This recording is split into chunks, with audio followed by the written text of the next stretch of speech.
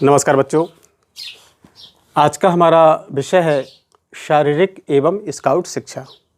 जी हाँ, अभी तक आपने कला का काम किया, कला की कुछ परिभाषाएं लिखी, उसकी थ्योरी की, और आज का जो विषय है वो हमारा है शारीरिक एवं स्काउट शिक्षा, जिसका हमने पाठ नंबर 1 लिया है। आज पहला पाठ है, जिसका नाम है शारीरिक शिक्षा।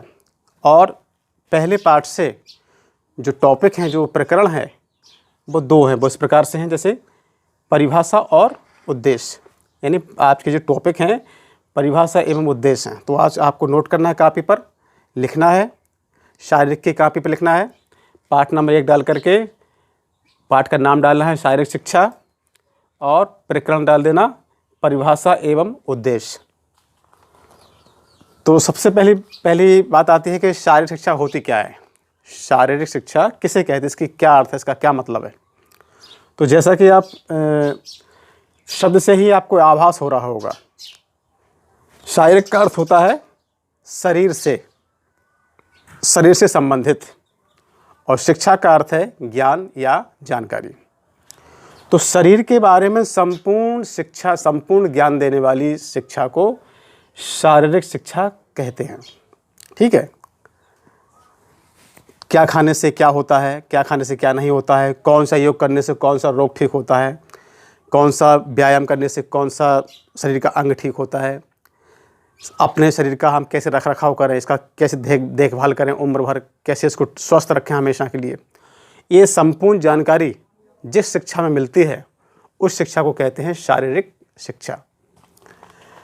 इसका परिभाषा क्या है, इसमें 3 विद्वानों ने अपनी अपनी परिभाषा दी है, जिसको हम आज समझेंगे, पढ़ेंगे, और जो सही परिभाषा होगी उसको कॉपी में नोट करेंगे।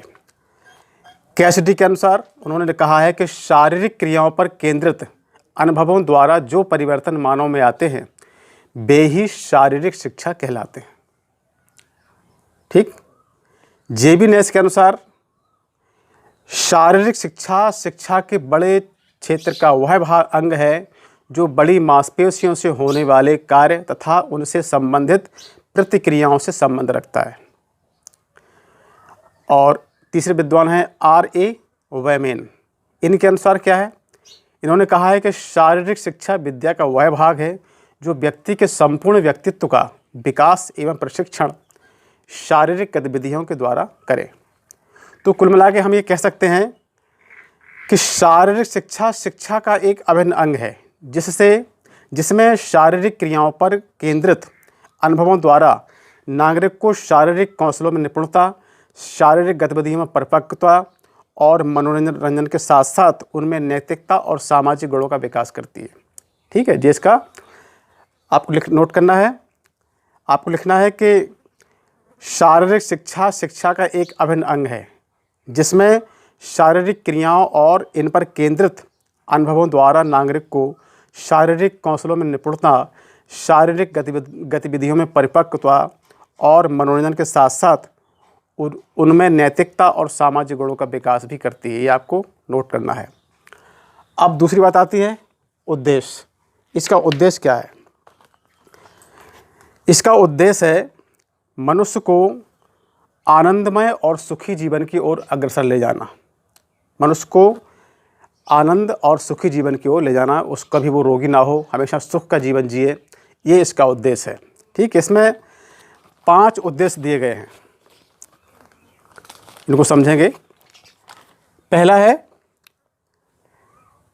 शारीरिक विकास, दूसरा है मनोवैज्ञानिक विकास, तीसरा है सामाजिक विकास, चौथा है नैतिक विकास, और 5वां है ज्ञान में वृद्धि। अब जरा इनके बारे में हम विस्तार से पढ़ेंगे जरा। पहला है शारीरिक विकास। इसमें 3 बिंदु हैं, नियमित वृद्धि एवं विकास। इसका उद्देश्य है कि बच्चे की हमेशा नियमित वृद्धि हो और नियमित उसका विकास हो, निरंतर, रुके नहीं कभी। ठीक है। दूसरा है शरीर के सभी संस्थानों का सामान्य कार्य करना। हमारा जो शरीर है, इसको जो जितने भी अंग हैं, वो सभी अंग अपना सामान्य कार्य ठीक प्रकार से हमेशा करते रहें। तीसरा है शक्ति तथा अधिक देर तक कार्य करने की क्षमता प्रदान करना। ठीक है। दूसरा टॉपिक आता है मनोवैज्ञानिक विकास। इसके भी 3 बिंदु हैं। पहला है उचित रुचियों तथा अभिव्यक्तियों का विकास करना। आपके अंदर अच्छी रुचियाँ जागृत हों और अभिव्यक्तियाँ, जो आपकी जो अभिव्यक्ति है, प्रस्तुतिकरण है, वो अच्छा हो।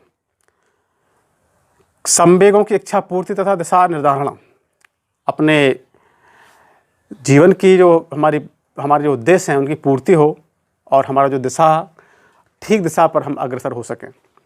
तीसरा है खेलों के माध्यम से चिंता तथा तनाव से मुक्ति। खेलों के माध्यम से हमारे अंदर जो भी तनाव और टेंशन है वो दूर रहे। तीसरा बिंदु है सामाजिक विकास, दूसरों के प्रति सहानुभूति तथा सहयोग बढ़ाना। जो अच्छे बच्चे होते हैं, जो नैतिकता को प्रिय होते हैं, वो हमेशा दूसरों का सहयोग करते हैं और उनके प्रति सहानुभूति दर्शाते हैं। फिर घर पर तथा समाज का अच्छा सदस्य बनना। हम घर के अच्छे सदस्यों और समाज के भी अच्छे सदस्यों, समाज का भला करने वाले हों, घर का हित करने वाले हों, घर की चिंता करने वाले हों, अपने बड़े बूढ़ों की सबकी परवाह करने वाले हों। चौथा है नैतिक विकास। इससे हमारा नैतिक विकास भी होता है। वो किस प्रकार? इसमें 4 बिंदु हैं। अपने पर नियंत्रण रखना, खेल भावना को जागृत करना, नेतृत्व के गुणों का विकास करना और व्यक्तित्व का विकास करना। ठीक है, ये आपको नोट करते जाना है, लिखवाएंगे आपको, सब नोट करना है। 5वां है ज्ञान में वृद्धि, व्यायाम तथा खेलकूद संबंधी ज्ञान प्राप्त करना तथा स्वास्थ्य संबंधी समस्याओं को समझना तथा उनसे बचाव के साधन जानना। ये शारीरिक शिक्षा के उद्देश्य हैं। हमने 5 पढ़े हैं। पहला शारीरिक विकास, दूसरा मनोवैज्ञानिक विकास, तीसरा सामाजिक विकास, चौथा नैतिक विकास और 5वां ज्ञान में वृद्धि।